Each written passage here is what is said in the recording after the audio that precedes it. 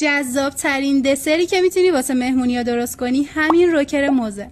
هم خیلی خوشگله، هم خوشمزه است، هم دو سوته درست میشه. آخه شما قیافه خوشگلشو ببین. من که عاشق شدم رفت. 2 بسته ژله موز رو با 2.5 لیوان آب جوش مخلوط میکنیم و هم میزنیم تا ذرات ژله حل بشه. میذاریم کاملا ولرم بشه و از دما بیفته. قالبمون رو با دستمالی که روغنی کردیم چرب میکنیم، موزها رو حلقه میکنیم و به دلخواه توی قالبمون میچینیم. یه لایه نازک ژله ولرم روش میریزیم و میذاریم یخچال تا نیم بند بشه. دوباره روش کمی ژله میریزیم و میذاریم دوباره یخچال تا نیم بند بشه. اینجوری موزمون تکون نمیخورن. حالا بقیه موز، بقیه ژله و یه بسته خامه صبحونه رو با همدیگه مخلوط میکنیم.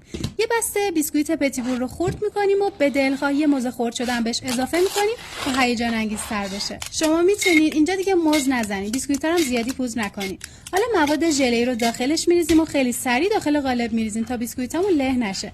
میذاریم چند ساعت داخل یخچال بمونه تا کاملا سفت بشه. توی فریزر هم میتونیم بذاریم. بعدم که دورش رو با چاقو آزاد میکنیم. اگه جدا نشد چند لحظه توی آب گرم نگه میداریم و از قالب خارجش میکنیم. قبول دارین دیگه زیادی شیک و خوشگله، هم خیلی راحته، مزه‌ش هم به همون اندازه خوشمزه است. حتما یه بار امتحانش کنین، بهتون قول میدم پای ثابت مهمونیاتون میشه.